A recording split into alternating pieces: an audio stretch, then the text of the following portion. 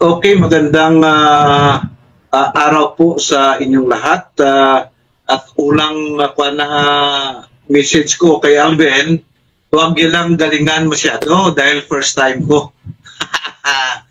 Okay, ang topic natin, ibibigay ko po ang mga imperfection ng biblical Jesus. Ang stand ko po, naniwala po ako sa totoong Jesus Christ.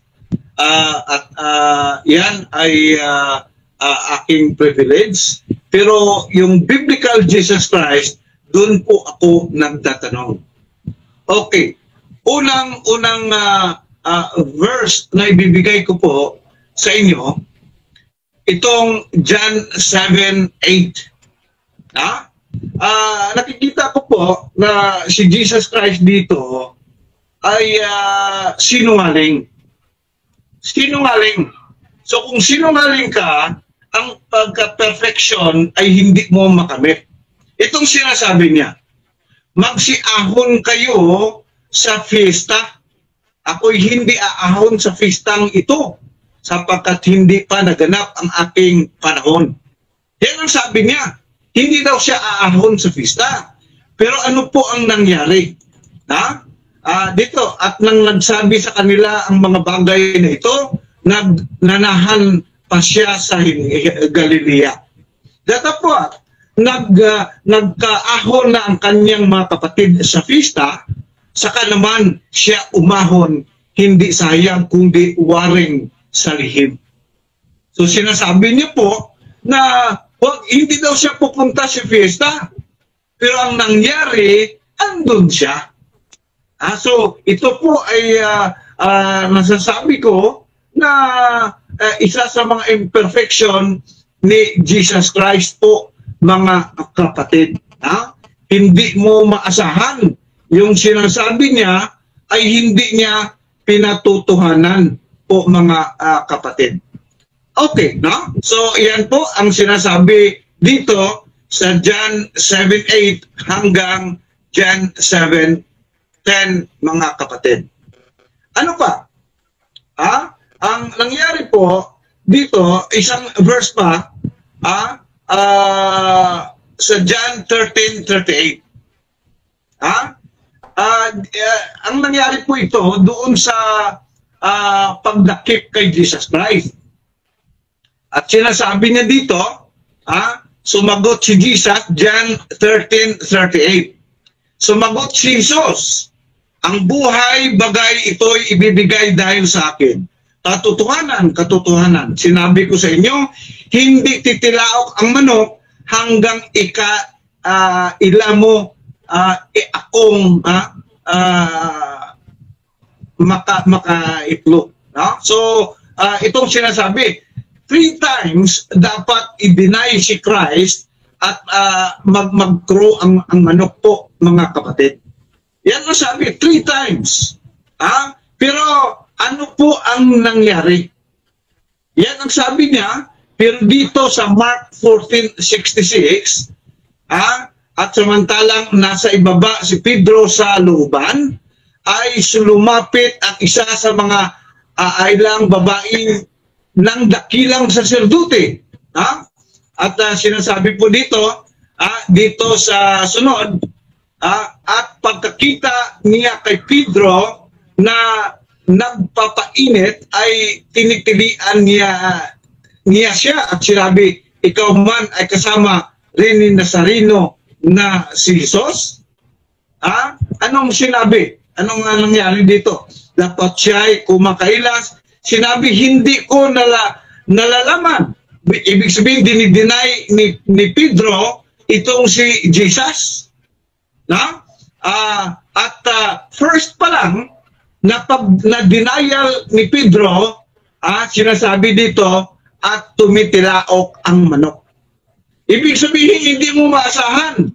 Sinabi ni Christ na 3 times na i-deny si Christ ni Peter. Ang nangyari po, in reality, first time pa lang na pag-deny, tumilaok na ang manok. Ibig sabihin, hindi mo maasahan.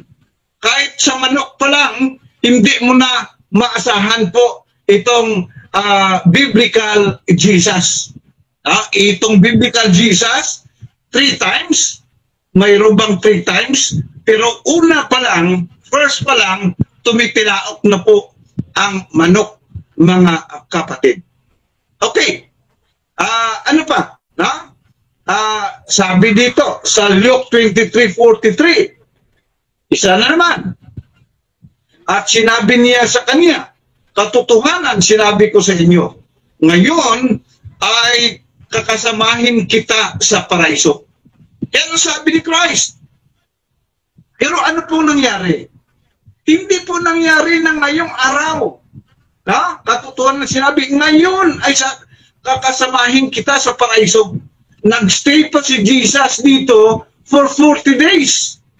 Mayroon pa encounter sa mga disciples, mayroon pa encounter kay Philip, kay Thomas, at sa mga disciples, hindi nangyari na sinabi niya ngayon ay kakasamahin na kita sa paraiso. So ito ngayon ay hindi totoo po mga kapatid. Okay. 15 minutes po ito. Mark 8:34. At pinalapit niya sa kanya ang karamihan, pati ang kanyang mga alagad.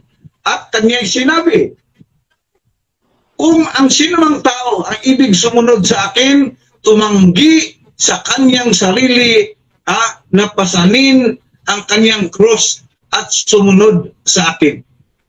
Itong sinasabi ni Christ. Napaka-simple po. Sumunod sa akin. Ang sinasabi dito, mayroong cross na. Mayroong cross. Ano bang ibibir mo na cross? Dahil yung cross na sinasabi dito ay wala pang nangyari na crucifixion po, mga kapatid. Walang nangyari na crucifixion. Ibig sabihin, hindi related ang sinasabi ni Christ. Yan po ang sinasabi ko. Okay. Sinabi dito sa Matthew 23:17, kayong mga mangmang at mga bulag sapagkat alimbaga ang lalong dakila, ang ginto o ang timplong bumabanal sa ginto. Yan po ang katanungan ni Jesus Christ.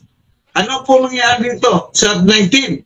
Kayo mga bulag sapagkat alimbaga ang lalong dakila, ang handog o ang gambana na bumabanal sa handog.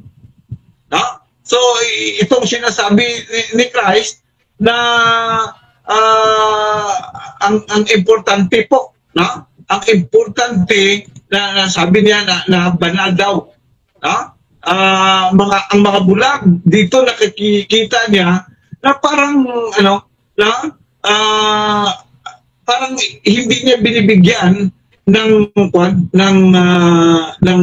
pagdadakila yung mga bulag na sinasabi niya, mga kapatid. Okay. Luke 11:40. Luke 11:40. Dito po sa English, titingnan ko po. Ye fools, did not you made that which is without make that which is within also? Ito po sinasabi kasi ang Christ dito sinasabi na nagtatawag na fools, no? Ang mga tao, ye fools. Tumatawag siya, pero yung Bible si Christ mismo ang nagsasabi na malayo, no? Malayo ang mga tao ay hindi makapunta sa kaharian kung gagamit ka ng mga katagang ganun, no? Na hindi ka nais-nais eh. Hindi ka nais-nais sa isang Jesus Christ na magsabi na kayo mga buang, kayo mga siraulo, no? So, supposed to be, napaka-modelo ang ini-expect natin kay Jesus Christ. Yan po ang sa tingin ko. Ito po ay mga imperfection na sinabi ni Christ. Ito. Another. Mark 12:40. No? Mark 12:40. Ito po about sa kay Jonah. No? Sinasabi dito, for as Jonah was 3 days and 3 nights in the whale's belly, so as the Son of Man be 3 days and 3 nights in the heart of the earth. Ito po hindi nangyari. 3 days and 3 nights. Kung titingnan mo po, ang nangyari, kung Friday night ay dinakip si Christ at siya ay andun sa cross, at the morning on the first day, which is Sunday, hindi po nagiging 3 days and 3 nights yun. Kung titingnan mo, it's only 2 days and 1 day. So, balik na naman po. Si Jesus dito, Hello po? 5 minutes. Hello po? Okay. Last 5 minutes daw. Last 5 minutes. Nakikita natin, thank you, moderator, na pinapahayag ko po dito na dito ay parang sinungaling, hindi nagkakatotoo. Dahil yung 3 days and 3 nights ay hindi po nangyari. Dahil kung titingnan natin, before ng preparation, that is Friday. So Friday night, Jesus is on the belly of the earth. Saturday, day, isang day, and Saturday night, mayroong night, and early in the morning, doon, hindi pa sumilak ang araw. Wala na si Jesus. But ibig sabihin, yung 3 days and 3 nights, hindi nangyari. Ang nangyari po ay 2 nights and 1 day. So another mga imperfection po sa kay Jesus Christ. So ito, kung titingnan po natin, dito sa Mark 15:37, kaya nga gusto ko po na mayroong 15 minutes kasi marami akong verses na ipapahayag sa ganitong mga friends and relatives. Okay. Ano pa? Dito po sa Mark 15:42. Ito sa kay Christ. And now when the event was come, because it was a preparation day, that day before the Sabbath. So Sabbath before niyan is Friday. So Friday, Saturday, and Sunday, it composed mga friends and relatives itong 2 nights and 1 day. Okay. Ano pa? Dito sa Mark 16:9. Itong mga papahayag sinasabi dito that when Jesus was risen early in the first day of the week. So yan po, early in the first day of the week, papahayag po na yung 3 days and 3 nights ay hindi po nagkatotoo. So, the end of the Sabbath, dito sa Mark 28:1, pinapahayag po na early in the dawn, sa first day, doon pumunta si Mary Magdalene. So, hindi po nangyari itong 3 days and 3 nights. Okay, another. Sinabi ni Christ, no man, dito sa John 3:13, no man hath ascended up to heaven, but he that came down from heaven. Now, even the Son of Man, which is in heaven. Ito po ay hindi totoo. Dahil po, marami ang ang whirlwind into heaven dito sa 2 Kings 2:11. And it came to pass when they still went on, ito si Elijah went up by the whirlwind into heaven. So sinasabi ng mga teacher na si Jesus lang ang pumunta ng heaven dahil galing siya sa heaven. Pero ito si Elijah is went up by whirlwind in heaven. Sa Tagalog po, sinasabi dito, sumampa sa langit sa pamagitan ng isang ipo-ipo. Ito si Elijah. So sinungaling po, hindi totoo ang sinasabi ni Jesus mismo na kung sino lang ang pumunta sa langit ay siyang galing sa langit po, mga friends. 1 minute. Ito? Okay, 1 minute. Thank you, thank you. Okay. Dito, sinasabi mo, sa Mark 27:46, nang ilapit ng oras na ikasyam, ay sumigaw si Jesus ng malakas na tinig at sinasabi, "Ili-ili lamang sa baktani, sa makatuwid bagay, Diyos ko, bakit mo ako pinabayaan?" Dito mga friends and relatives, nakikita mo na Jesus is very, hindi siya, ang mga imperfections niya na kailangan niya ng tulong. Ay siyang nananawagan sa Diyos, bakit mo ako pinabayaan? No? Hindi siya yung sinasabi ng mga kaibigan natin. Time. Sige. Salamat po sa oras na binibigay ko. Thank you very much, moderator, si Michael ng INC. Tapos magandang gabi sa ating katunggaling ngayong gabi, si Brad Ronnie Albao sa Bacolod City. Isang Bible exposer at Islamic sympathizer, sabi pa ng moderator. So, ang una kong tanong, Brad Ronnie, dito tayo muna sa Matthew 12:40, yung 3 days and 3 nights. Di ba sa pagkaalam natin, Brad Ronnie, ang pangyayari, ang isang pangyayari, kung naganap halimbawa, birthday ko ngayon, ibig sabihin, yung buong araw na ang reckoning noon. For example, I have a birthday on January 21.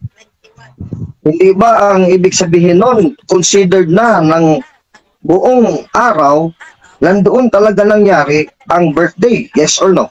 Categorical, yes or no, before going to 20 seconds explanation. Yes and no.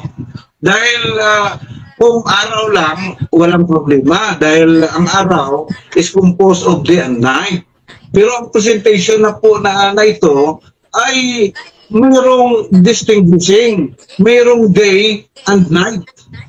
Now, mayroong day and night sa isang araw. Next question. There are, ang sinasabi doon, 3 Next days. question na daw, Brad Ronnie. Okay. Ubos na yung oras mo, 20 seconds. Sunod na tanong, umamin ka, yes and no. Di ba contradictory yung yes and no? Hindi pwede mag-yes ka na reckoning pala isang araw na nag-birthday ko. For example, kasama na yung pagbilang ang gabi. Halimbawa, nag-birthday ako ngayong araw. Kasama na yung pagbilang ang gabi at ang umaga at ang araw. The day and the light and the night and the dark. So, di ba ikaw ang contradictory ngayon na sabi mo, no na naman kasi kasama ang gabi at araw. Meron ang gabi at araw, the whole day, 24 hours. Again, yes or no? Saan ba talaga, Brad Ronnie? Kay lito kami. Sabi mo yes, sabi mo rin no. It's contradictory. Saan ba talaga? Ang sinabi ko yes, dahil sa perspective mo, yung birthday, yung day is composed of day and night. Pero ang Bible ay nagpe-present ng 3 days and 3 nights. Hindi yung 3 days lang. Dahil iba yung 3 days lang at yung day na yun, pwede yung masabi na mayroong night. Pero itong pinapresent natin na verse. Next question. Okay, Next question, Brad Ronnie. Time is out. Kaya nga, Brad Ronnie, di ba pagbilangin natin itong tanong ko, Friday, first day yan. Kasi day and night, nangyari, namatay si Kristo, napako sa krus. Second day, patay pa rin siya. Diba? Sunday morning, patay pa rin siya. Recon din buong araw yan. Diba ganyan? Tulad ng birthday ko, buong araw ng reckoning, sinabi mo yes. Diba? Friday, Saturday, Sunday, naniwala ka na ngayon na 3 araw.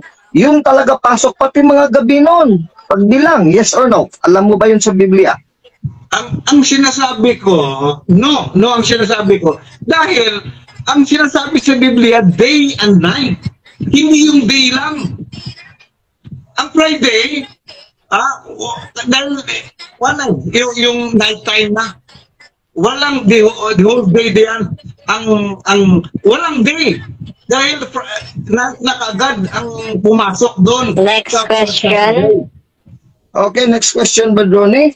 Okay. Yung ang punto nung namatay si Jesus, Friday, i-consider yun ang buong earth Di ba ang buong earth, ang kalahati nun, araw.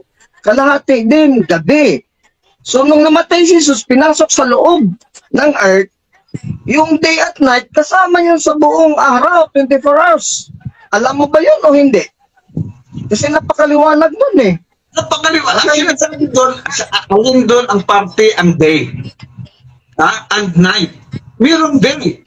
Ang Sunday, walang night. Ang Sunday, walang night yan dyan. There's morning.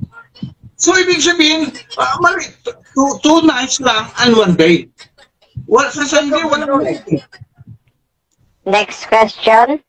Teka, Badroni, di ba sa araw ng linggo, lahat ng araw, Badroni, in science, in physics, lahat ng araw, kabila sa one half of the earth is day, one half of the earth is night. Lahat ng araw yan. Hindi mo pala alam, Badroni, in physics and science? Yes or no?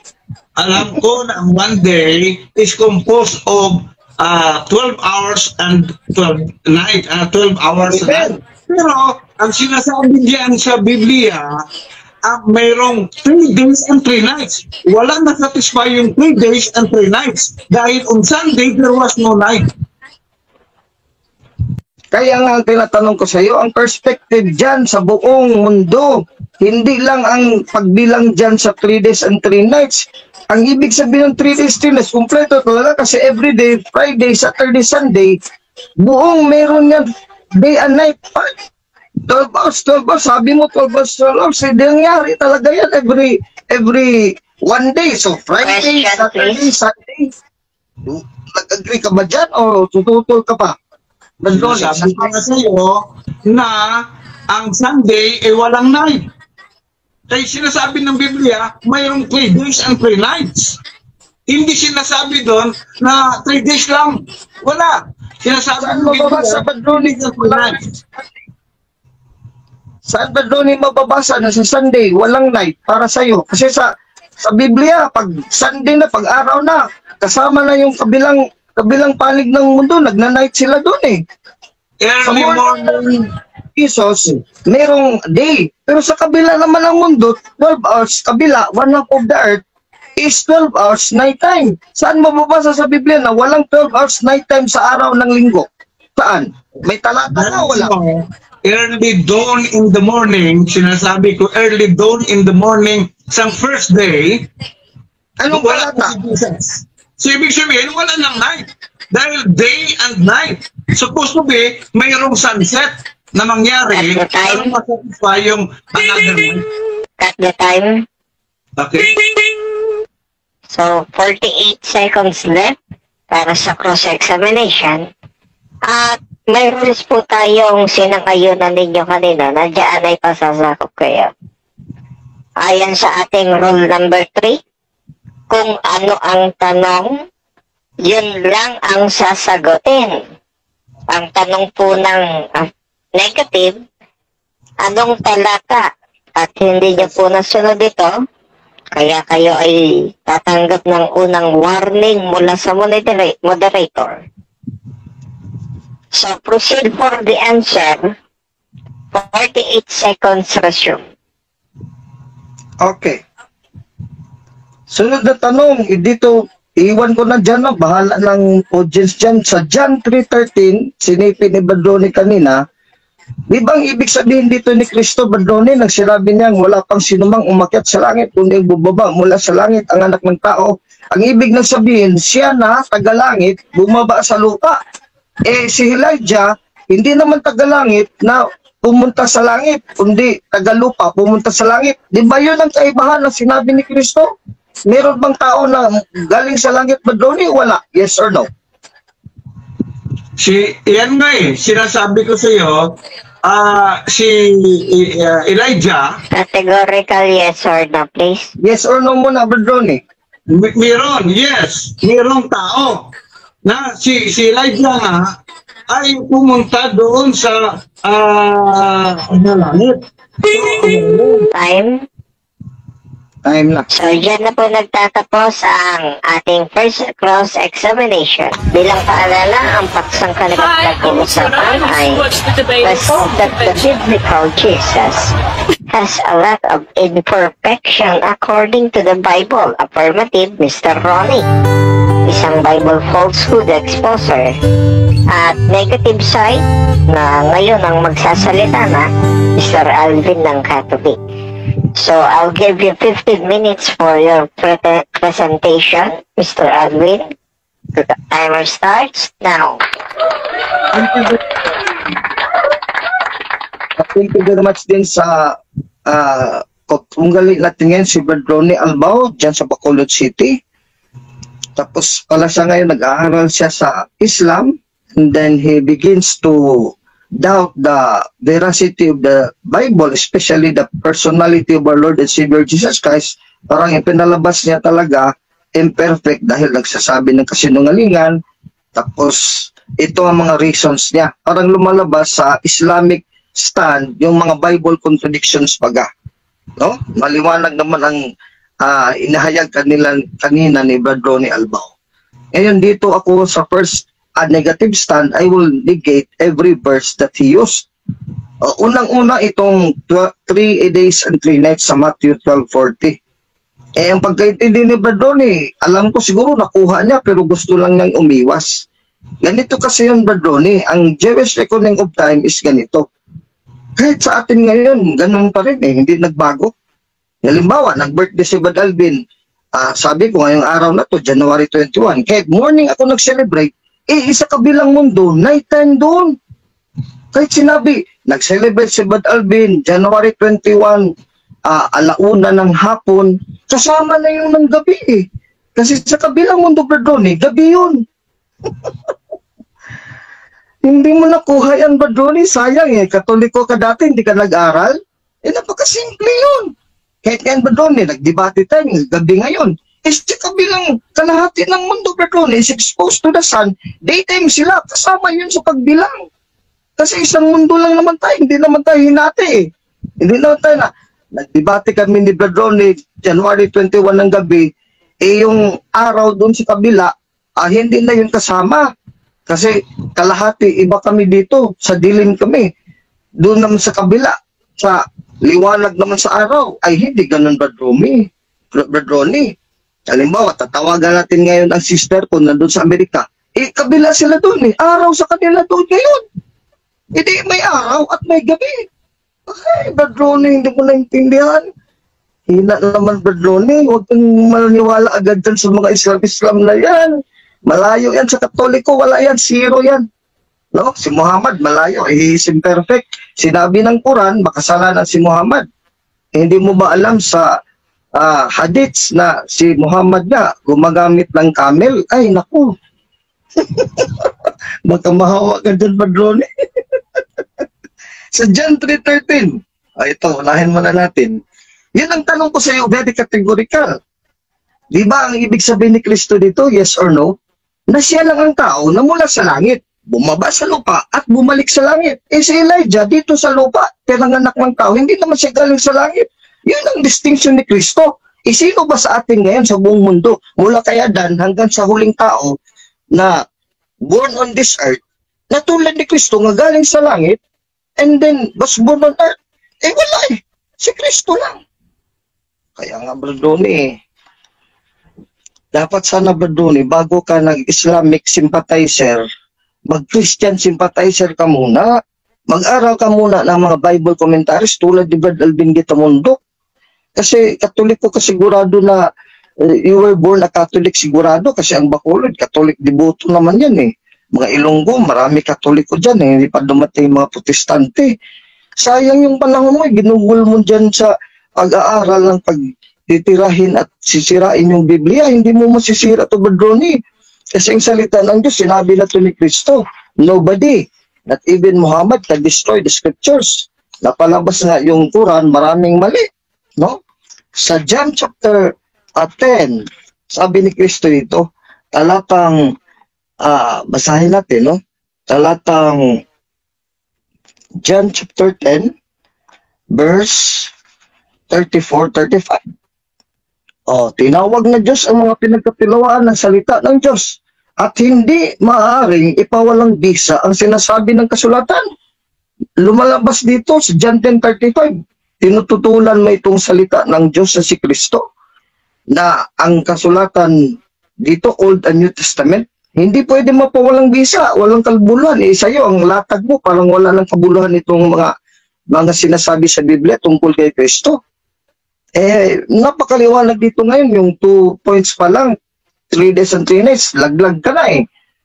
Kasi ngayon, naintindihan mo na ngayon, linaw na mag-birthday ka, magdebate tayo ngayon, gabi sa ngayon, pero araw sa kabila. Yun, bilang na yun, kasi sinabi. Ng Sunday, ang contention mo, araw, nabuhay na muli si Kristo. Yes, pero araw, sa panahon sa Jerusalem, pero sa kabila namang mundo, sa buong mundo kasi, ang pagbilang niyan, gabi din. Tulad na ngayon, tatawagin ko ang sister ko, araw ngayon doon sa Amerika.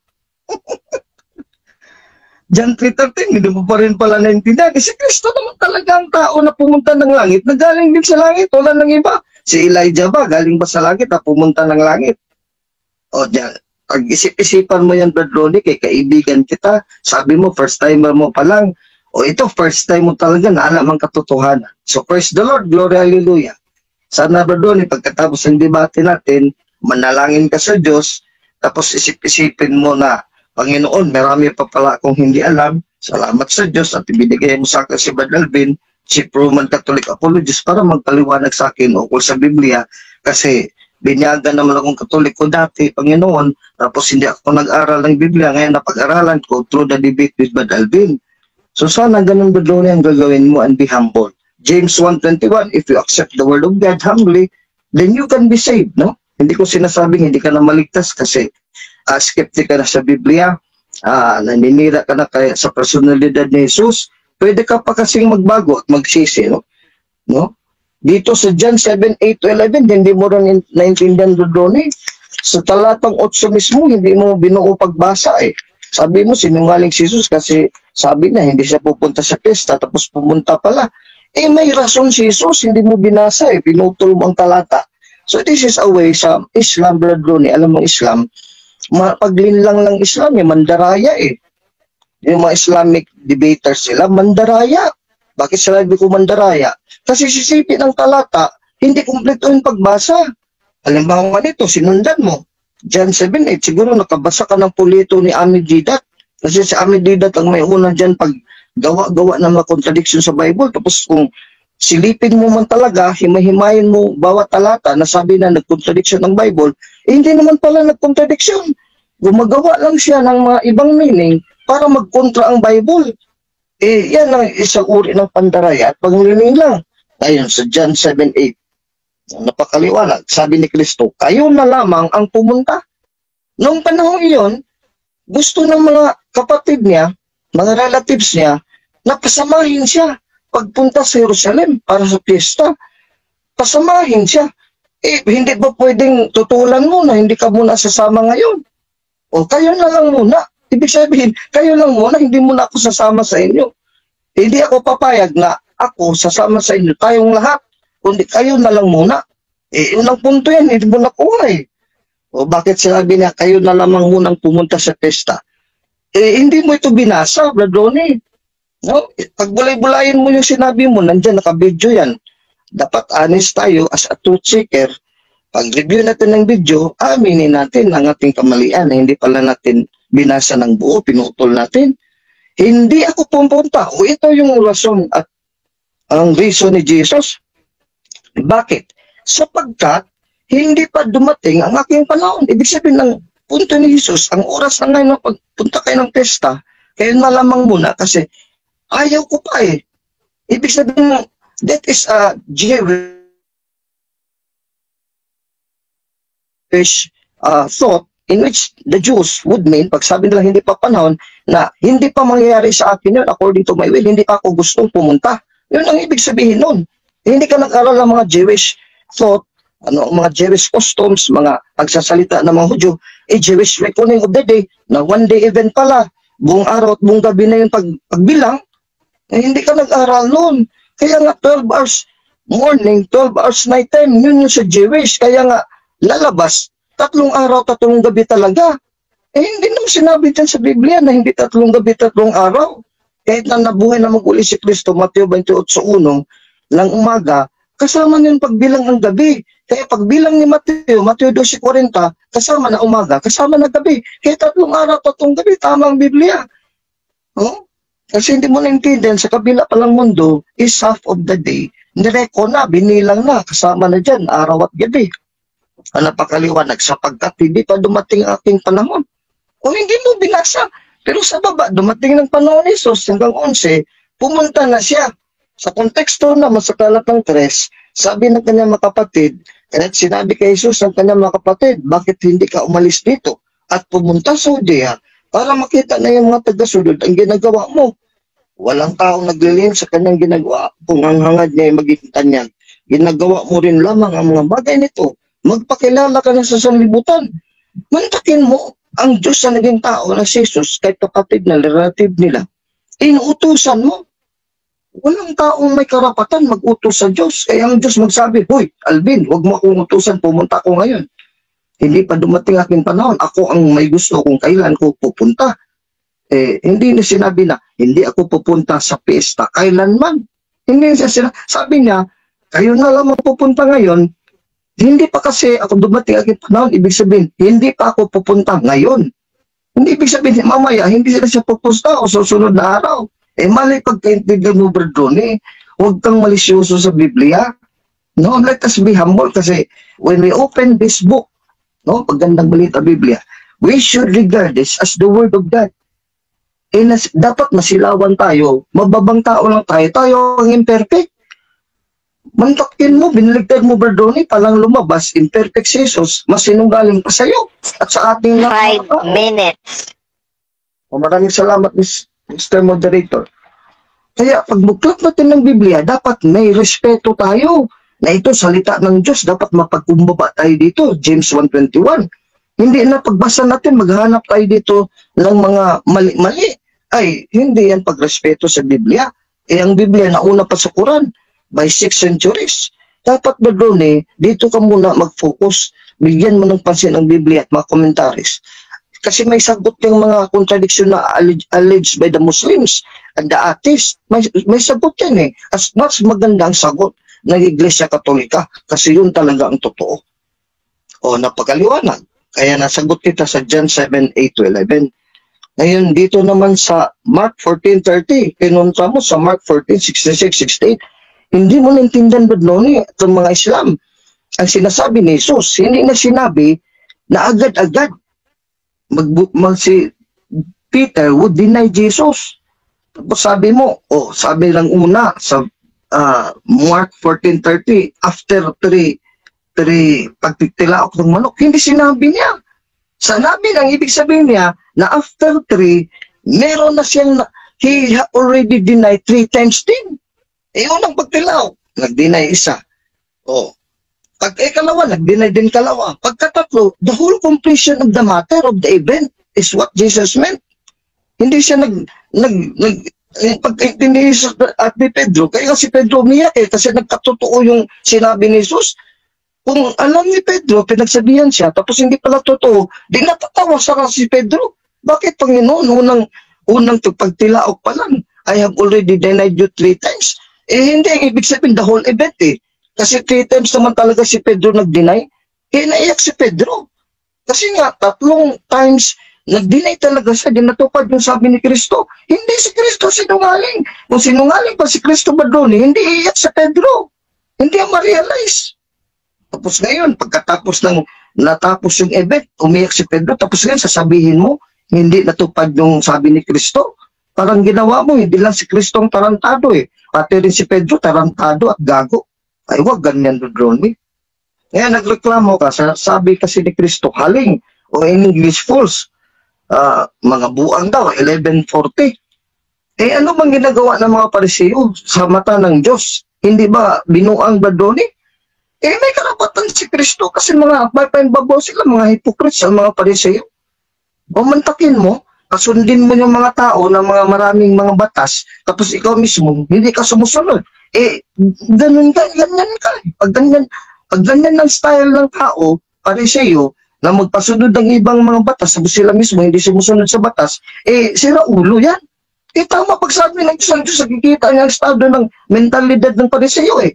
Buti ikaw, hindi ka Diyos, tao ka lang, kaya para sa'yo, unfair, nakapwa-tao mo, katulad mo rin, mapaimbabaw ka, ipokrito ka, tapos sabihan ka ng Diyos, makikita sa konsensya mo, sabihin ng Diyos, oy, Brad Alvin, Badroni, mapaimbabaw ka, haling ka, you are a fool.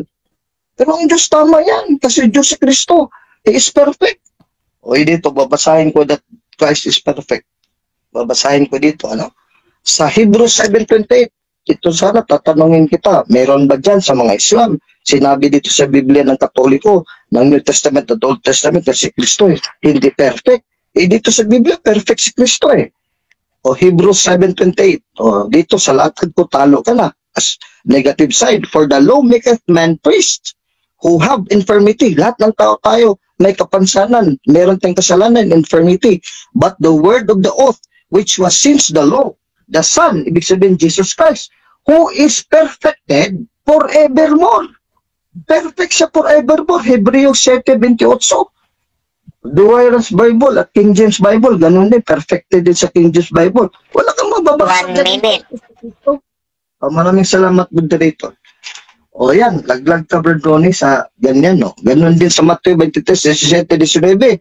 Walang respeto ba si Kristo sa Pariseo ang tinawag niyang bulag? Eh, sobra pa nga sa bulag, eh. Mga halinga, mga fools, mga buang, no? Diba? Kasi nakikita ng Diyos ang puso ng tao. So, walang problema.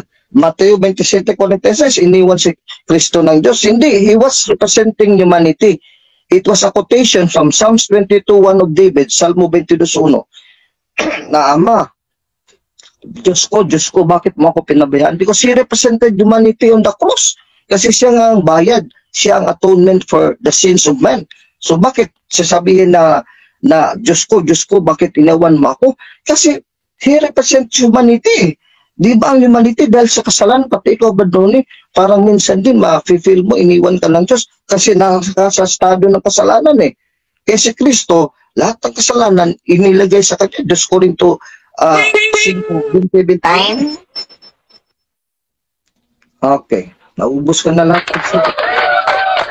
7 minutes. Timer starts now. Okay, so 7 minutes po ito. Pag nagtrabaho ka ba ng 2 oras, pwede kang bayaran ng 24 hours. Dahil hindi pa naman ikaw nagtrabaho ng gabi. Yung tingin mo, may gabi na yan. Yung trabaho mo ng 2 oras. Sige, sagutin kita, Badroni. Direkta na sagot. Hindi pwede kasi ang sweldo ng tao, Badroni, based on hours work. Eh, iba yun sa Biblia.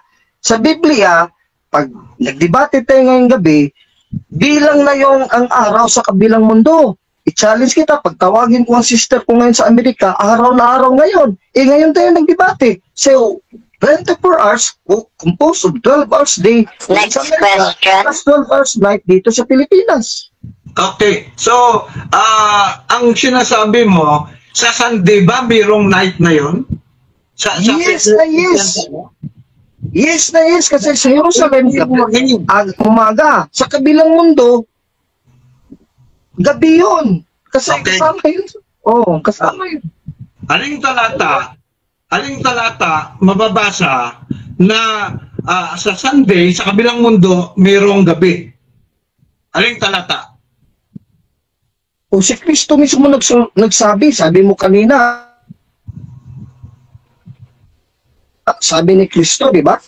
O John chapter 11, verse 9, sinabi ni Jesus, hindi ba may 12 oras sa maghapon? O 12 oras, umaga yun. Tapos hindi matitisod ang tao lumalakad ng umaga sapagkat nakikita na nagbibigay liwanag sa daigdig na ito. Ibig sabihin, 12 hours, tapos 12 hours din sa kabila. Next May question. 12 oras din sa gabi. Aling talata ang sinasabi ko, pero hindi yan sinagot. Another question. Huwag ka mag-komentary, Brad Ronnie. Okay, Make a direct question. Okay, John 7:8 sinasabi kanina. Ikaw dinadagdagan mo eh. Ang tanong ko, No. Sige, komentary ka. Direct question lang. saan ba sa John 7:8 na sinasabi, hindi muna ako aahon sa pista? Saan? Alin dyan ang hindi muna ako aahon sa pistang ito? O, sagot. Pinutol mo nga eh. Saan? Kasi hindi mo binasa buo eh. Kaya nga, ang tanong mo saan? Kasi hindi mo binasa buo eh. That is your problem. Basahin natin. Teka, Brad Ronnie, nagsasagot ako, do not interrupt me. No? Kasi tapos na yung tanong mo, sasagutin na kita. John 7:8, letra itong sabi, magsiahon kayo sa pista, o kayo, hindi pa si Kristo. Ako'y hindi aahon sa pista ito. Bakit? Sapagkat hindi pa Next question. O yun, hindi mo binasa, hindi pa naganap ang aking panahon. Yan ang rason. Okay. Hindi mo nabasa na hindi mo na ako ahon. Ang binasa mo, hindi ako. Moderator, objection. Allow him to finish his question, please. Nagko-komentary ka sa Mr. Moderator 3 times na. Sabi ni Christ, ako'y hindi aahon sa pistang ito. Sabi niya, categorically sinabi niya, hindi siya. Bakit? Andyan siya. Hindi ba nagbibigayan ng indikasyon na siya ay sinungaling? Objection muna, Mr. Moderator, para ulit we will be reminded of the rules na kung direct questioning tayo for 7 minutes, puro lang talaga tanong, walang paliwanagan, walang komentary, lalo na side comments, no? Dahil sa, for example, side comments ba doon, sasabihin mo sa akin, hindi mo na ano ganito, Brad Alvin. So, ibig sabihin, nag-observe ka at nag-komentary ka ukol sa sagot ko. Mr. Moderator, paki-roll out mo na ganun ang rules natin, paki-confirm. Based on my observation, Bro Alvin, you do the same thing. At nakikita ko yon as his own premise before I gave the question. So, for this moment, let us continue. We have... I-allow mo yan sa aming dalawa palagi. So, wala na tayong rules na gano'n. Mr. Moderator, linawin ko lang. Kasi sabi mo, pareho kami na Brad Ronnie. So, ibig sabihin, patuloy natin yung gagawin. Kaya nga gusto kong to make discipline sa ating debate. Mr. Moderator, dapat i-implement mo yan instead of sabihin mo na pareha naman pala kayo, Brad Alvin, kaya patuloy na lang ba natin ito, Mr. Moderator? Do you mean to say that? Ang tanong ko, nagbibigay mo na ako ng finish. Hindi ako nagko-comment. Teka muna, Brad Ronnie, kasi I'm addressing the moderator. The moderator should decide na i-implement natin ang rules para tayong dalawa later, we will see that we will be implementing the rules. Yun ang gusto ko para may kaayusan. Mr. Moderator, please decide. Ayan. So, gaya nga ng nabanggit ko, you do the same thing. You did it lately. Ginawa mo yon. At tinitignan ko yon hindi bilang side comment, kundi bilang premise before he gave or you gave your own question. So, 3 minutes, 38 seconds. Please proceed for a question. Okay. Sige, Brad Ronnie, tanong ka. Okay. Another question.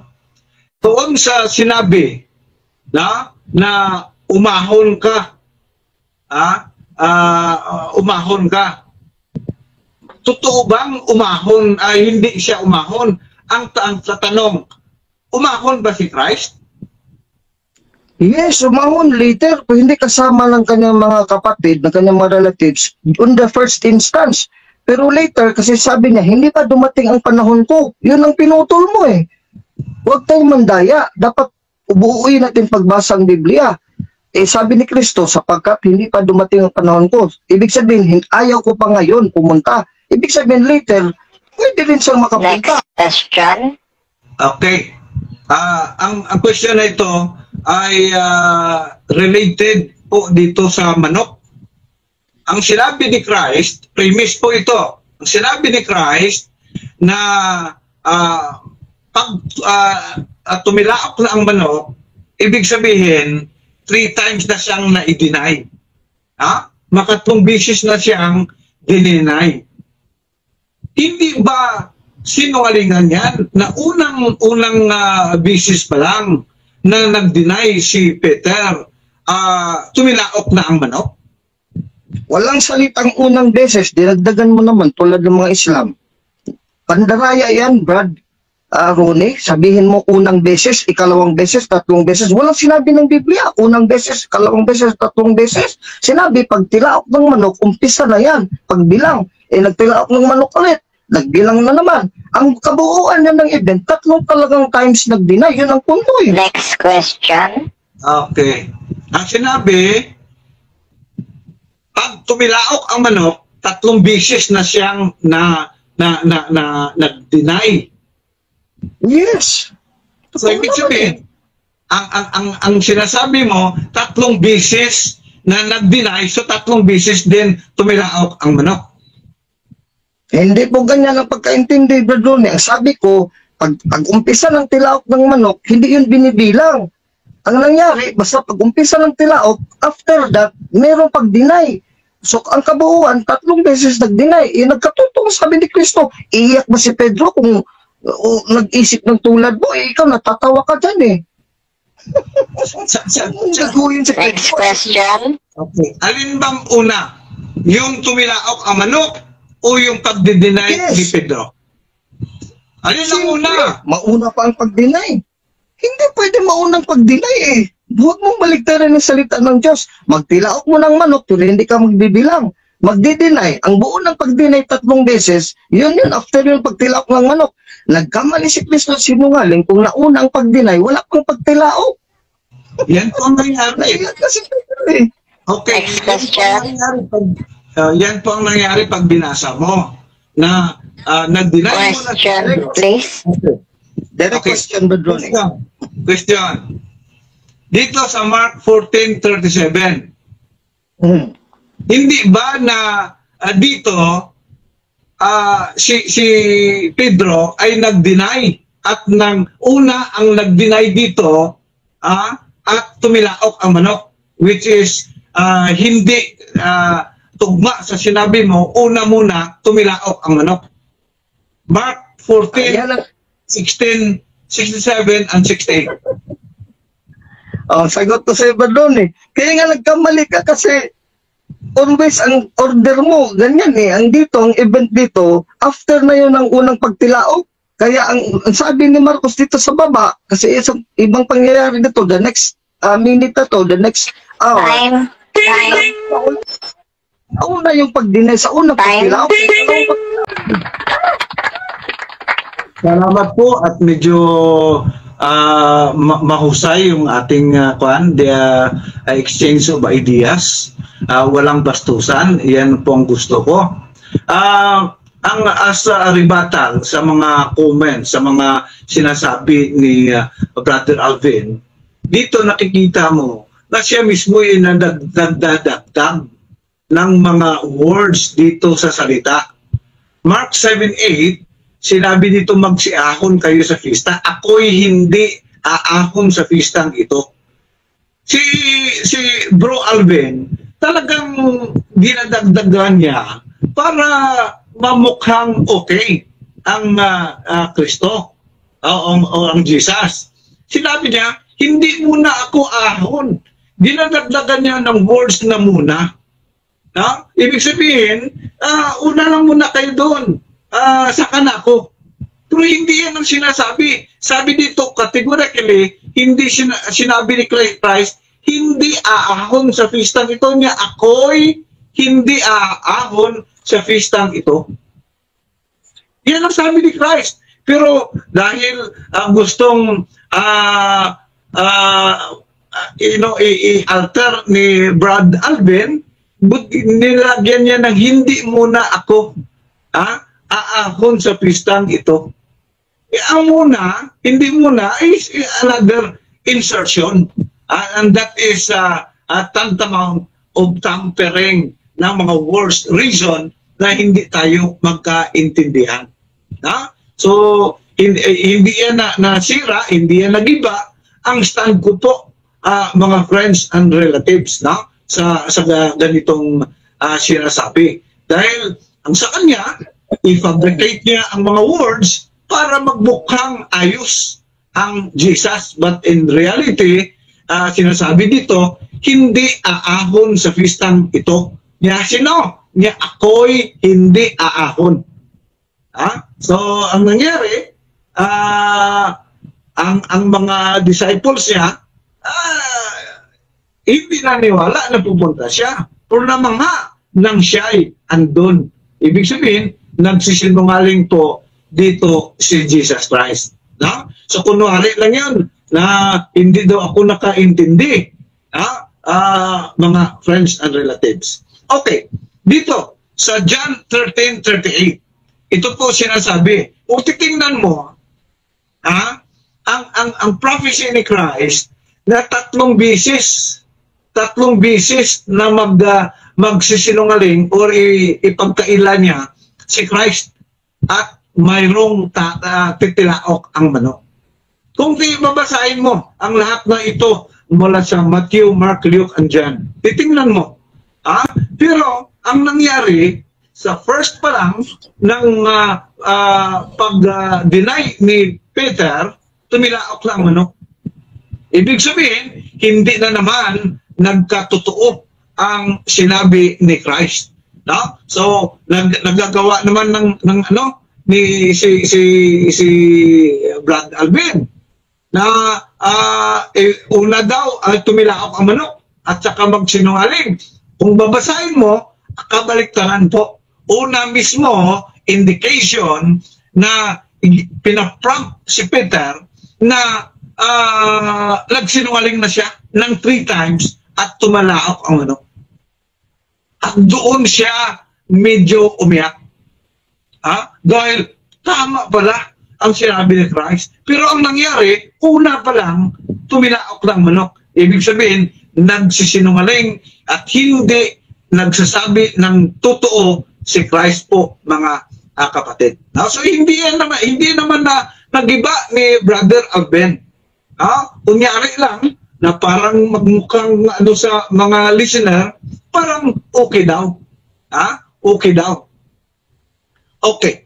Ito, ang hindi iya pinakasinungalingan, hindi iya tinilakay mga friends and relatives ang mga bagay-bagay. So, kung titingnan mo dito, dito sa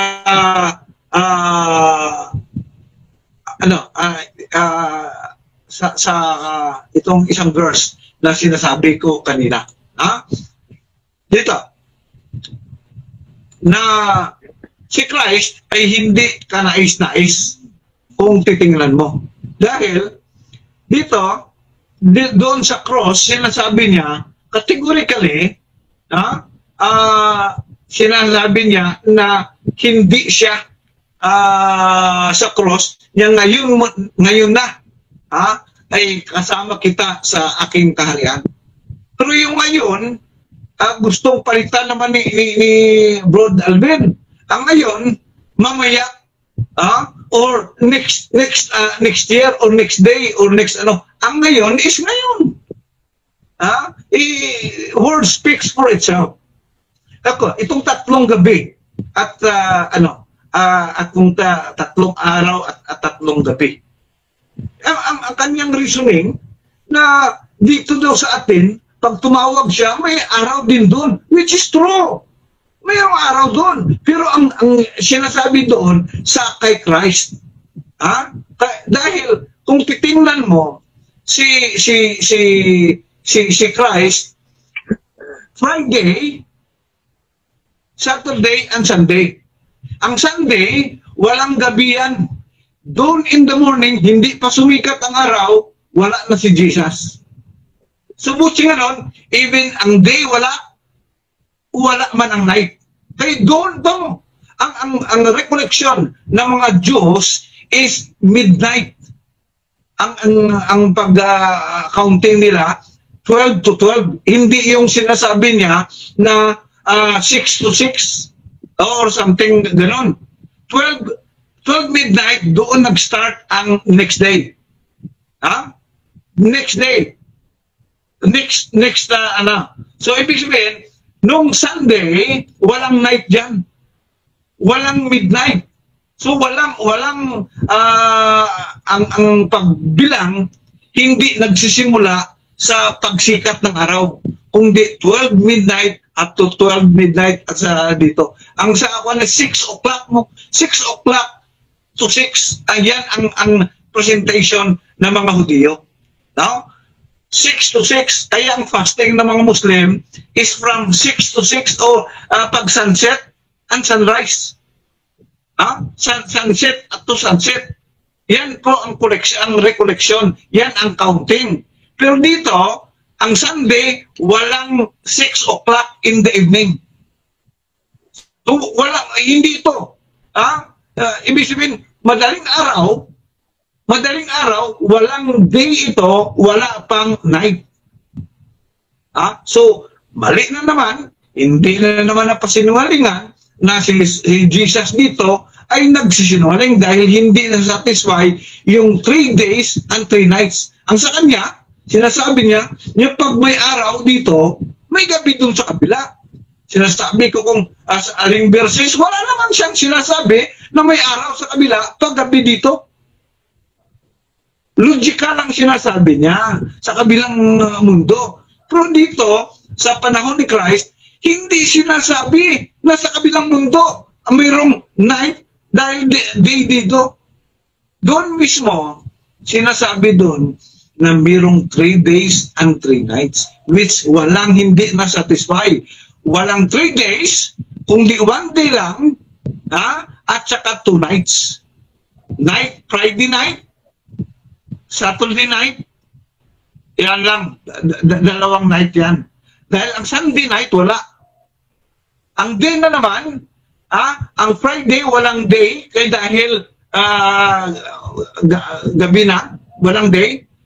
Ang sa Saturday lang ang may day. So, walang day ang sa Friday dahil sundown na, sunset na, walang day na. At saka yung night, yung Sunday, walang night. Walang day dahil doon in the morning, 6 o'clock ang recollection, ang pag-start ng bilangan. So, mali na naman, hindi naman na pagsinungalingan ni Brother Alvin. No, so sorry lang Alvin. Alam ko medyo magaling ka. Pero sa panahon na ito, nakikita ko na hindi mo na pasinungalingan ang mga pinahayag ko. Okay. Ano pa ang dito na medyo hindi mismo na resolve ni Alvin, walang umakyat sa langit kundi ang nanggaling sa langit, sa mga katuwid bagay ang anak ng tao. Kung titingnan mo dito mga friends and relatives, last 1 minute. Okay, bakit umakyat si Elijah? Bakit umakyat si Elijah? Dahil sabi niya, wala daw umakyat sa langit, kundi ang nanggaling sa langit. Si Elijah, hindi galing sa langit, pero umakyat sa langit. So, kabaliktaran ang pagbigay niya ng mga argumento, kabaliktaran sa nangyari. Dahil sabi ni Christ, walang umakyat sa langit kundi ang nanggaling sa langit. Pero ito si Elijah, nanggaling sa lupa, pero umakyat sa langit. Ang kanina, pinasinungalingan niya, ang iba. Sorry lang, Bro Alvin. Magkaibigan pa rin tayo. Hindi ako gusto na talunin kita, pero sa palagay ko siguro, hindi sapat ang iyong pagtutol sa mga verses na ibinigay ko. Unang tanong ko, Brad Ronnie, kung talagang nagsaliksik ka ng Biblia, pakisagot ng maliwanag at kategorikal kung meron kang talata. Meron bang talata sa Biblia, Old Testament, sa Biblia, New Testament, pati na sa Quran ng mga Muslim na sinasabi si Kristo ay imperfect at makasalanan at hindi perfect? Meron o wala? Yes or no? Kung meron, ibigay ang talata. Kung wala, sabihin mo wala, Brad Alvin. Answer me honestly. Meron ba doon na imperfect si Kristo at hindi perfecto ayon sa Bible at sa Quran? Meron o wala? Yes or no? Yan po, meron. Dahil yan ang sinasabi ko ng mga verses na nagpapakita, hindi mo mabasa litra por litra, pero kapag logically, makikita mo na talagang sinungaling, hindi perfect si Christ. Next question. Namin mo pala, sunod na tanong. So ngayon, interpretasyon mo lang na sinungaling, nagsabi ka sinungaling. Meron bang mababasa dito sa Biblia at sa Quran na si Hesus Kristo sinungaling? Kasi yun ang sabi mo eh. Sinungaling. Meron bang mababasa, letra po letra, na sinungaling si Jesus sa Biblia at sa Quran? Meron o wala? Yes or no? Bago mag-qualify 50 seconds. Wala mabasa. Dahil ang mga Muslim naniwala din na si Christ, walang sinungaling sa bibig niya. Pero, yung sinasabi ko, Biblical Jesus. The Biblical Jesus portrays that there are so many Next question. Si Christ. Sunod na tanong. Di mo ba alam, Bradoni, na sa Quran at sa Biblia, si Kristo ay perfect at banal at hindi sinungaling? Sa Ang Quran, Biblia, letra po letra, hindi mo ba alam yan? Yes or no? Na sa Biblia at sa Quran, si Kristo Jesus ay sinabing hindi sinungaling. Sabi ng Quran at ng Biblia. Yes or no? Alam mo ba yun o hindi? Para paalamin kita kung hindi mo alam. alam ko lang sa Quran, walang kasinungalingan sa bibig ni Christ. Amen. Sa Biblia, it appears, yan lang ang piniportray ko, it appears na maraming mga kasinungalingan dahil distorted na ang Biblia. So the biblical Jesus portrays that Jesus has many question. Ibig sabihin, tutol ka sa mga apostol nang nagsabi dito. Dito mo na premise, unang Pedro 2:21. Sabi dito, unang Pedro 2:21. Basahin ko muna. Sapagkat sa ganitong bagay kayo tinawag, sapagkat si Kristo man ay nagbata dahil sa inyo na kayo iniwanan ng halimbawa upang kayo ay magsisunod sa mga hakbang niya na siya hindi nagkasala. Ni kinasumpungan man ng daya ang kanyang bibig. Inamin mo ba doon na sa Quran, Surah 3:45, Surah 19, walang kasinungalingan si Jesus. Sa Biblia din, unang Pedro 2:22, wala din kasinungalingan si Jesus, ni hindi man nasumpungan ng daya sa kanyang bibig. Si Pedro, apostol to, kasama ni Kristo, sa sangayunan mo. Question, please, question. Yes or no? Hindi ko siya kasinungalingan yan. Ang sinasabi ko na si Christ ay walang daya sa kanyang bibig. Pero ang biblical Jesus na sinasabi dito, pinoportray na maraming kasinungalingan. Yung claim na si Christ ay hindi sinungaling, ni Next Christ, question. naniwala ko.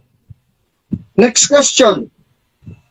Dito muna tayo sa John 7:8. But Ronnie, honestly, di ba pinutol mo yung rason dyan sa John 7:8? Hindi mo binasa ang John 7:8? Bakit ano ang rason ni Kristo? Bakit hindi siya pumunta sa kapistahan ng Jerusalem? Di ba pinutol mo? Nandyan sa video yan? Yes or no? Bakit mo pinutol, Brad Ronnie? Diyan sa Hindi binay. ko pinutol. Ang 7-8 sinasabi doon, babasahin ko. Magsiahon Sige. kayo sa pista. Ako'y hindi ahon sa pistang ito sapagkat Oh. hindi pagganap ang aking panahon. Yan. So sa pistang ito, hindi pagganap ang iyang panahon. So hindi siya ahon. Ang sinasabi doon, hindi siya aahon. Kailan ba ang ganap Next niya? question. Next question, hindi siya ahon sa 7-8. Pero may rason siya bakit hindi siya ahon, Brad Ronnie. Anong sinabi niya? Sapagkat? Anong sinabi niya, Brad Ronnie? Hindi siya ahon sapagkat? Kasi may sapagkat eh. Hindi Brad pa Ronnie, tanggap ko ba yung sapagkat? Hindi pa nagaganap ang aking panahon. Ayan, tanggap mo yan. Yes or no? Yun ang rason niya eh. Sapagkat hindi pa dumating ang panahon niya. Tanggap mo yan. Yes or no? Tanggap mo ba? Hindi pa. Kaya nga, on that moment, hindi nga dumating. Hindi na dumating. Ang gusto mo mangyari, na sa next verse, dumating na. Sinasabi niya, hindi pa nga dumating. Ang sa'yo, gusto mo ipaliwanag na dumating na. Ikaw ang Di ba ang 7-8 Brad Ronnie, nang sinabi lang sapagkat hindi pa dumating ang panahon, ang ibig sabihin yan, yung ngayon na panahon, nung instance na yon, di ba yon? Hindi pa dumating panahon ko ngayon yun, di ba? Hindi pwedeng hindi sa ngayon eh. Yes or no? Tanggapin mo yun. Sinakara naman ngayon dyan. Hindi Ikaw pa. nga nagsabi na ngayon eh. Kaya nga eh. Allow him to answer. Ang sinabi ni Christ, hindi ako'y hindi ahon sa pistang ito. Sinabi niya, sapagkat hindi pa naganap ang aking panahon. So on that day, on that moment, hindi pa. Kailan bang panahon ni Christ? Ang Next question. Next question, di ba pag sabi na sapagkat hindi pa dumating aking panahon, ang ibig sabihin niyan, ang panahon ng pagbabata. Yung panahon ng pagbabata niya, suffering and dying on the cross, nangyari ba, Brad Ronnie? Dumating ba o hindi? Dumating, pero siya ay pumunta na sa pistang ito. Siya ay pumunta. In reality, pumunta siya sa pista, hindi pa dumating ang kanyang panahon. Kaya nga, So, sino ko dito sa sunod na tanong. Allow him to finish. Sige, sunod na tanong kasi tumigil na si Brad Ronnie. Sunod na tanong. Ikaw nagsabi kanina, ngayon, hindi talaga siya pupunta. Kaya nagsinungaling siya. Ikaw nagsabi eh. Kaya ang tanong ko sa iyo, pumunta ba siya? Kasi sabi mo, inapos mo sa ngayon eh, na hindi siya makapunta. Cut the time. Time na? Time na 7 minutes. Cut the time. Cut the time, Mr. Alvin. No? Nakikita ko sa pagkakataong ito, Bro Alvin, hindi mo siya pinatatapos for his 20 seconds. So, I'll give you one warning. Then, 24 seconds left to question him. So, timer resume. Sige, sunod na tanong. Sa John 7:8, kanina maliwanag dyan sa video, sinabi mo, hindi siya pumunta ngayon. Kaya nagkasinungaling si Jesus kasi later pumunta siya. Ang tanong ko sa iyo, di ba yung rason niya sapagkat dahil hindi pa dumating aking panahon, ibig sabihin, in a later date, baka punta din siya. Di ba yun ang ibig sabihin ng sapagkat at dahilan niya? Brad Ronnie, yes or no? Yan ang ibig sabihin. Pero ang nangyari, Maraming salamat, Moderator. At sa ating kapagalingan, si Brad Ronnie Albao ng Bacolod City. Ang tema, patunayan ni Brad Ronnie, si Kristo, Yesu Kristo ng Biblia, maraming imperfections according to the Bible. Ang nangyari dito, Brad Rasha, parang nagre-repeat yata, nagre-echo yung sinasabi ko, pakicheck. O, patuloy tayo. Pero ang nangyayari dito sa latag ni Brad Ronnie, Jesus is imperfect according to Brad Ronnie Albao. Hindi according to the Bible kasi interpretation na sa Bible. Tapos he alleges na imperfect si Jesus. Bakit nasabi ko yan, mga listeners at viewers? Kasi sa Quran, inamin pala niya, mantakin nyo, sa Quran pala ng Muslim, ito siya, Muslim sympathizer, at nagsyahada na, sigurado, Muslim na siguro siya kasi nagsyahada na. Sa Quran pala, alam niya, hindi sinungaling si Kristo at hindi imperfect. Surah 345, alam niya yan. At Surah chapter 19, chapter 19 ng Quran. Inamin niya, hindi sinungaling si Kristo according to Quran. Ngayon, ang Biblia, sinungaling si Kristo. The Quran, sabi ng Quran, confirms the Bible. Pag sinungaling si Kristo, tapos ang Quran, nag-confirm the Bible, ibig sabihin, nagkalaban pala ang Quran at ang Bible, hindi na nag-confirm ang Quran sa Bible. Nakakatawa yung position mo, Brother Ronnie. Nakakatawa talaga. Hindi ko talaga mapigilan tumawa. Kasi inamin mo, sa Quran pala, perfect si Kristo at hindi sinungaling. Yan ang pagbulay-bulayin mo. Bakit nasabi ng Quran ni Muhammad at ni Allah, ng Diyos ng Islam, na perfect si Kristo at hindi sinungaling? Diyan, huwag mong tutulan yan, tanggapin mo yan. Huwag na, sinabi yan ng Islam, ng Quran, tapos maghahanap ka sa Biblia na sinungaling si Kristo. Pagalitan ka dyan ng mga Muslim eh. Kasi Quran confirms the Bible. Ngayon, nag-showdown ako kanina sa kanya. Ito naman, saan sa Biblia sabi imperfect si Kristo? Yun ang dapat hanapin mo sa Biblia. Na letra po letra, makasalanan, sinungaling, at imperfect si Kristo ayon sa Biblia. Para tama yung tema mo na prove from the Bible that Jesus is imperfect or a sinner or a liar. Wala kang nabasa letra po letra. Sabi mo, affirmative ka naman sumagot. Honestly, Brother Ronnie, na Brother Alvin, walang mababasa letra po letra. Wala naman pala eh. Di according to you pala, hindi pa according to the Bible. Kasi sa Biblia, ito sinasabi. Basahin natin to. Dito sa Hebrews chapter, hindi mo to napasinungalingan, Brother Ronnie, matalata ko in the Bible. Unang Pedro 2:21-22 at Hebreo 9:27. Basahin ko ulit. Hebreo 9:28. Ay gayon din naman si Kristo na hinandog sa minsan upang dalhin ng kasalanan ng marami. Sa ikalawa ay papakita na hiwalay sa kasalanan. O ayan, hiwalay siya sa kasalanan. Hiwalay, pati yung kasinungalingan ng kasalanan yun, hiwalay siya eh. Sabi ng Biblia, napakaliwanag dyan. Sa verse 24 sapagkat hindi pumasok si Kristo sa dakong banal, sa 25 at 26. Napakaliwanag dito. Kundi gaya ng dakilang saserdote, verse 25, na pumapasok sa dakilang banal, siya ay kaiba sa lahat, siya ay banal. Napakaliwanag dyan, may banal ba na sinungaling? Napakaliwanag dyan, Hebreo 7:27. Basahin natin. 7:27 at 7:26, sapagkat nararapat sa atin ang gayong dakilang saserdote, ibig sabihin ni Pablo si Kristo, banal, walang sala, walang kasalanan. Tulad ng Quran, walang kasalanan si Kristo, tapos tutulan mo pa doon according to the Bible, makasalanan si Kristo, sinungaling. Lalabas dito, ikaw, Bradloni, ang sinungaling. According to Bradloni pala, sinungaling daw si Kristo according sa Bible. Tapos sa Bible, hindi pala sinungaling si Kristo. Ikaw, Bradloni, ang sinungaling. Alam naman natin lahat ng tao, sinungaling tayo eh. Walang dungis, perfect. Mahiwalay sa mga makasalanan. Ulit, sinabi, Hebreo 7:26. At ginawang lalong mataas pa kaysa langit, napakaliwanag niyan.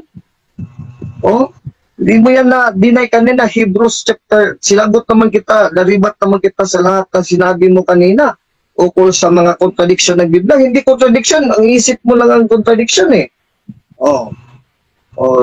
Basahin natin Hebrews 7:28. For the law maketh man priest who have infirmity. Tayo yan, may infirmity. Hindi mo to naribat.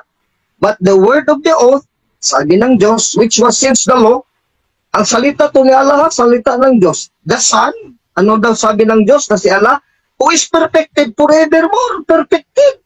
Perfect.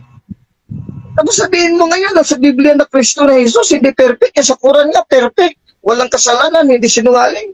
Lalabas talaga, ikaw ang sinungaling at Ikaw ang imperfect, ikaw ang makasalanan. Huwag mong ipahid kay Kristo, Brad Ronnie.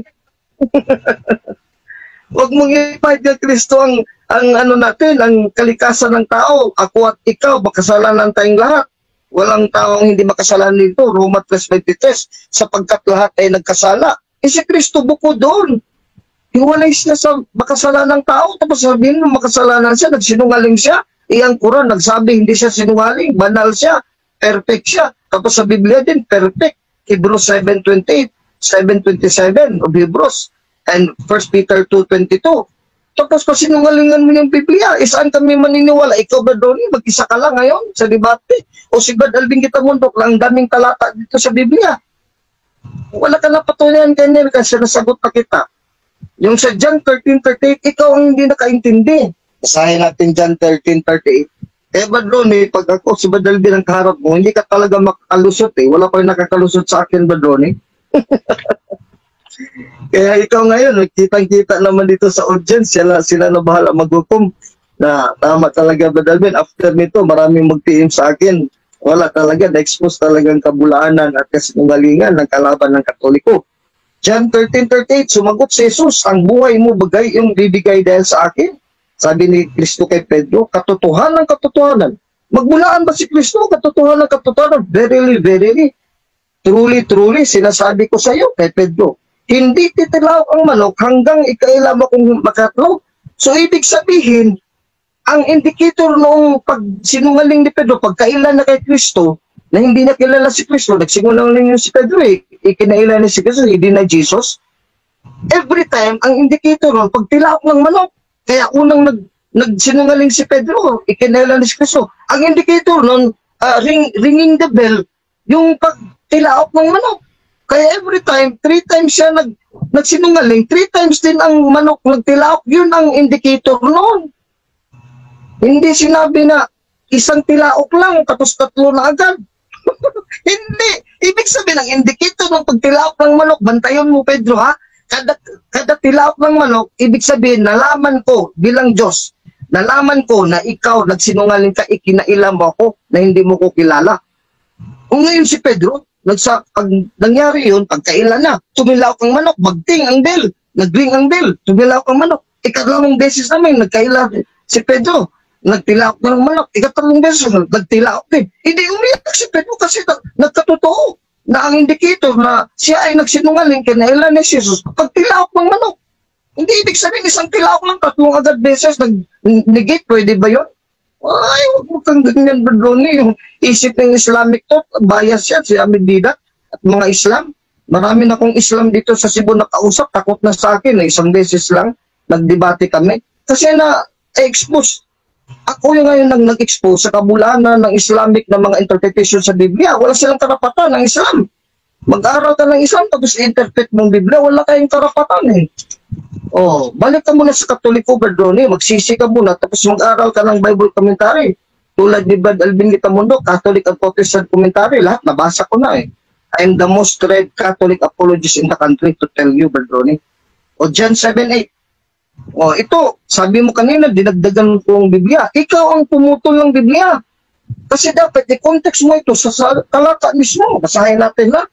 You dishonestly cut, pinutol mo para hindi magpatunog. Ikaw magpatunog na nagsinungaling si Jesus, hindi nagsinungaling si Jesus. Magsiyaan kayo sa pista. O, sino yung kayo sa pista? Mga kapatid niya, mga relatives. Ako hindi alam sa pista. Meron siyang reason why he said, I will not go to the feast in Jerusalem now. Bakit? O, sapagkat, itong pinutol mo, ito ang dahilan dapat i-consider mo ang dahilan, hindi yung hindi pag-ahon ni Jesus. Dishonest ka ba doon eh? Ang kinonsideran mo, yung hindi lang pag-ahon ni Jesus sa puntong yun, sa oras na yun na panahon yun. Ang hindi mo kinonsider yung dahilan niya. Anong dahilan na hindi pumunta sa panahon yun, sa puntong yun? Sapagkat, napakaliwanag, pinutol mo. Hindi pa nagaganap ang aking panahon. Napakaliwanag na. Meron sapagkat, ayaw mo, binasa mo nga kanina, video natin, pinutol mo, hindi mo diniretso eh. Nung tanongan na, binasa mo ng buo. O ngayon, na-expose na nagkamali ka sa interpretasyon. O, tama yung interpretasyon ko na sa ngayon, hindi mo na ako ahahon. sapagkat hindi pa dumating ang ating panahon. Sa ngayon yun. Pero nang dumating na kami panahon, kailan dapat siyang ahon kasi pagdating ng panahon niya, magbabata siya eh. Naku, anong klaseng pag-iisip yan ba doon eh? Pupunta talaga siya ng Jerusalem dahil nung pista, doon mag-umpisa ang kanyang pagbabata that he will be rejected by the Jewish people publicly. Hindi mo ba naisip yun, lubos naisip yun ba doon eh? Ito dito sa 3 days and 3 nights, laglag ka dito eh. May talata sana akong babasahin. First Catholic Epistle of St. John the Apostle, unang Juan, 2:2. O sa buong mundo ha, ang kamatayan ni Kristo at kanyang pagkabuhay na magulit, at siya, si Jesus, ang pangpangalubag loob sa ating makasalanan. At hindi lamang sa ating kasalanan, kundi sa buong sanlibutan. Kaya buong sanlibutan, 12 hours dito gabi, 12 hours naman ako sa kabila, buong sanlibutan eh. Kaya natalo ka ba doon? Sabi ni Christ, hindi siya aahon doon sa fiesta. Totoo po yan, hindi? Sa 7-8. Totoo, pero may dahilan siya. Patapusin muna ako ba doon eh, 20 seconds. Totoo yun, pero may dahilan siya. Bakit siya hindi ahon? Magandang balita ang Biblia. Sabi niya, kayo na lamang ang pumunta. O, sa pista, hindi ako pupunta. Dahil bakit? Sapagkat hindi pa dumating ang aking panahon. Hindi mo kinonsidera yun Next sa question. Okay. Kailan ba ang panahon ni Christ? Ang panahon ni Christ, nang umahon siya, nag-umpisa na doon. Kasi sa whole chapter of 7 of John, ikinailan na siya ng mga Hudyo. Kaya nga pumunta siya, kailangan talaga siya pumunta later sa pista. Kasi doon mag-umpisa kanyang pagbabata. He will be denied by the Jewish people publicly. The whole context of the whole chapter of chapter 7 of John. Verse 1 to verse, hanggang ano to? Verse 52. Next question. Okay. Ang sinabi mo kanina ng panahon ni Christ, yung suffer niya sa cross. Sinabi mo yan kanina. Hindi, umpisa ng pagbabata. The start of his suffering. The start of his denial of the Jews. No, Kasama na doon hanggang sa dulo no, nang namatay siya sa cross. Huwag mo akong do not deny me, Brad Ronnie. Keep going. Okay, nagtatanong ako. Ikaw, interrupt mo kagad eh. Ang kanina, premise At the time. At the time muna. So, 5 minutes, 22 seconds ang nalalabing oras. Okay. So, proceed for question, please.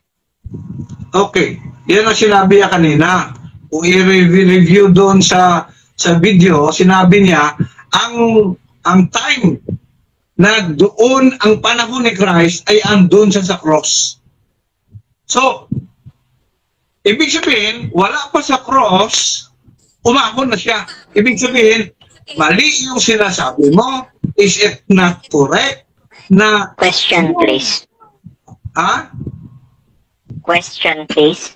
Okay, Direct mali. question mo, Ronnie. Hindi komentar.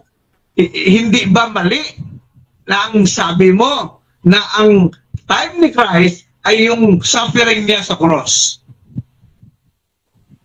Mali ang pagkadinig mo kasi na maliwanag sa video, sabi ko, umpisa ng kanyang pagbabata hanggang sa kanyang kamatayan sa krus. Hindi yung ang umpisa yung pagkamatay sa krus agad. Kaya nga doon ang publicly, maliwanag naman ang paliwanag ko doon eh. Sa context ng chapter 7 hanggang verse 52, ikinailan na si Kristo eh, nagbata na siya. Next question. Okay. Tinanggap ng mga Hudyo eh. Saan mababasa sa 7:8 ng John na simula na ng pagkaila sa kanya ng mga tao? Kaya pumunta siya sa pista. 7:8. Magandang balita. Kaya nga, magandang balita. Allow him to answer, please. Keep going.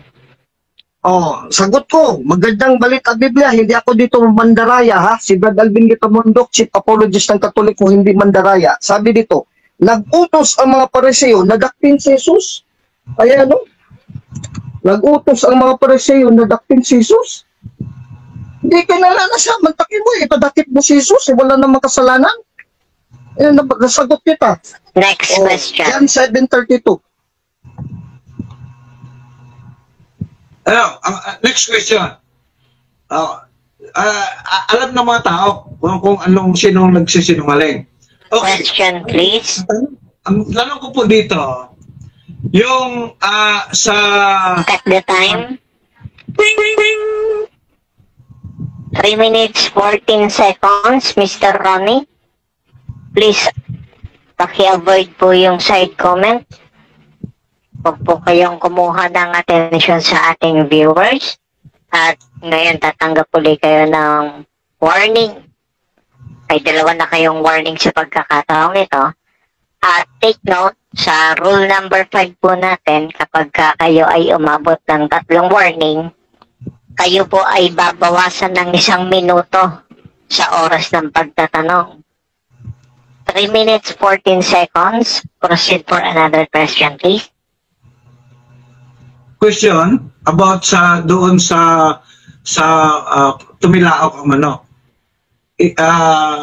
Ilang beses ba nagtumilaok ang manok?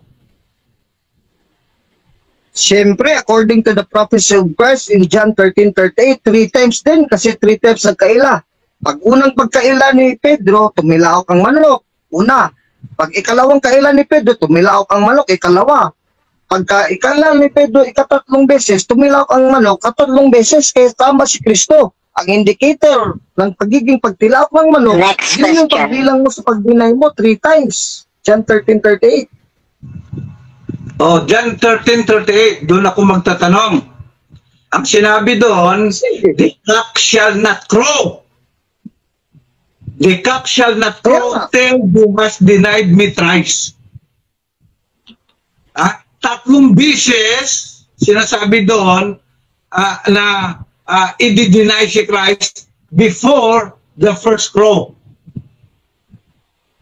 Sinungaling ba si Christ nang sinabi niya na the cock shall not crow till thou hast denied me thrice? Ang sinabi mo kanina na 3 beses siya nag-crow yung cock, at 3 beses din siyang dinideny. Anong paunawa mo dito?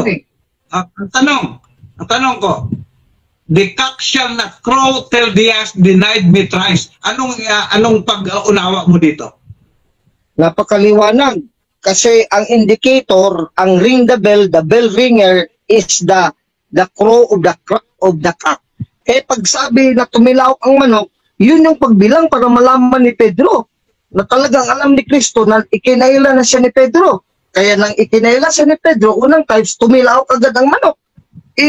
Umulit ang pagkaila si Pedro, second time, tumilaok agad ang manok, magbilang. Ikinaila na 3 times. Next question. Ang kahulugan yan, lekta po lekta sa Biblia. Hindi mo naintindihan eh. Okay, next question. Itong sinasabi doon sa John 13:38, till thou hast denied me thrice. Ilang beses na i-deny si Christ? Tanong ko? Sagot ko, 3 times nga kasi na-indicate ng tilaok ng manok, 3 times din kasi every bilang ng Diyos, sabi ng Diyos kay Pedro, tumilaok ang manok, nag-deny ka unang beses. Ikalawang beses, nagtilaok na naman ng manok. Ikatlong beses, nagtilaok na ng manok. Kasi ang manok, yun ang indicator ng pagbilang, ng pagkaila ni Pedro. Yun ang ibig sabihin ni Next Kristo. question. Okay. Ang sinasabi dito sa John 13:38, the cock shall not crow.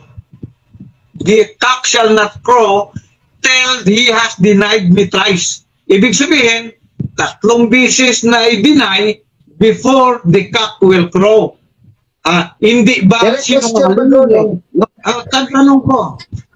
Huwag mo i-cut yung tanong ko. Hindi ba ikaw ang nagsisinungaling nang sinabi mo na every time na mag-deny, mayroong cock will crow? Sagot ko, hindi ako nagsisinungaling kasi yan ang tamang interpretasyon. Kasi sa letra, shall not crow. Till daw. 5 minutes, moderator. 5 minutes. 5 minutes conclusion. So, uunahin po natin muna si Mr. Alvin Gitapondo. Maraming salamat, moderator, Michael, ng Iglesia ni Cristo. Maraming salamat din sa peaceful na dialogue namin, debate with Brad Ronnie Albao of Bacolod City, at kaibigan nating Ilonggo. Ako naman Cebuano, baga ano lang kami, magkapitbahay lang kami dito sa probinsya. Pero COVID pa ngayon, wala pang trip papuntang Iloilo, wala din Iloilo papuntang Cebu City. Unang-una mga kapatid ko, mga listeners at viewers, napakaliwanag, nalaglag talaga ang tema. Walang napatunayan si Brad Ronnie Albao na si Kristo ay imperfect ayon sa Biblia, ayon lang sa kanya. Ayon sa iyo, Brad Ronnie Albao ng Bacolod. Pero hindi ayon sa Biblia kasi wala kang nabasa sa Biblia. Makasalanan si Kristo. Tapos sinungaling, tapos imperfect. Sa Quran mo nga, inamin sa Quran, Surah 345, Surah 19, na si Kristo perfect, walang kasalanan, hindi sinungaling. Dapat sundan mo yan kung talagang Islamic sympathizer ka. No, letra po letra, and the Quran confirms the Bible. Kasi sa Bible, wala talagang kasalanan si Kristo. Unang Juan 3:3, Juan naman, kanina si Pedro, sinipi ko at si Pablo. Unang Juan 3:3, kama 6.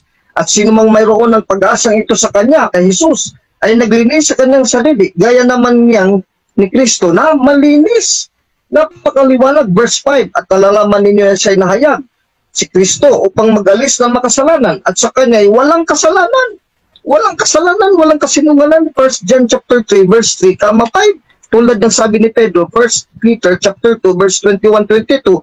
Tulad ng pagsabi ni Pablo, Hebrews chapter 7, verse 27 up to verse 28, perfected forever, sabi ng Diyos, ng Allah, perfected forever. Hindi mo niya matutulan sa Biblia. Kung hindi mo tinutulan sa Quran, huwag mo rin tutulan sa Biblia na perfected. Hebrews 7, 27-28. Laglag ka ba doon kasi yung 12 hours mo, tapos 24 hours, letra po letra, yun ang ibig sabihin mo. Kaya 3 days and 3 nights talaga gusto mo. Yun nga 24 hours nga ang kahulugan doon. 1 John 2:2. At siya si Kristo ang pagpalubag loob sa ating makasalanan. At hindi lamang sa ating makasalanan, kundi sa buong sanlibutan din naman. Sa buong sanlibutan. Nang he was resurrected on Sunday morning, buong sanlibutan in another side of the earth, kasi buong sanlibutan the whole earth, gabi yun. Kasama na yun ang gabi. Tulad ng ang Thursday is reckoned, Thursday evening, 6 o'clock ng Thursday, umpisa na yun sa pagbilang, hindi Friday evening. Ikaw nagsabi mismo, 3 days, 3 nights talaga. Laglag ka ulit na doon kasi buo yung sanlibutan Parang ang buong mundo, yun ang ataol ni Kristo. Kahit naman tayo, pag mamatay tayo, nandun tayo sa ilalim ng lupa. Kung nasa ilalim ng lupa ka na, Pedro, ang reckoning nun, ang 1/2 day, 1/2 night, 24 hours yun. 1 whole day and 1 whole night. John 10:9.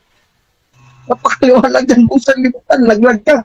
Ang makasaklap dito, ipipilit talaga ni Badroni, ang kulit ni Badroni Ipipilit talaga niya yung John 7:8. Napakaliwanag nito, ayaw niya tagapin ng dahilan Sabi dito, John 7:8, nag-challenge pa siya sa akin ng showdown. Batayin natin, kayong na lamang ang pumunta sa pesta. Hindi ako pupunta, sabi ni Kristo, hindi daw siya pupunta sa puntong yun, sa oras na yun. Bakit? Sapagkat hindi pa dumating aking panahon. Ngayon sabi ni Brother David, dumating bang panahon, nagbata ba si Kristo? Nag-challenge sa showdown, binasa ko, nag-utos sa mga presyo na dakpin si Jesus, talatang 32. Ang problema lang nito ni Brother, hindi pala binasa lahat ang Biblia. Talong-talong ka dito, Brother, sa chief apologist ng Katoliko dahil ako binasa ko ang context ito, buong Biblia, from Genesis to Revelation.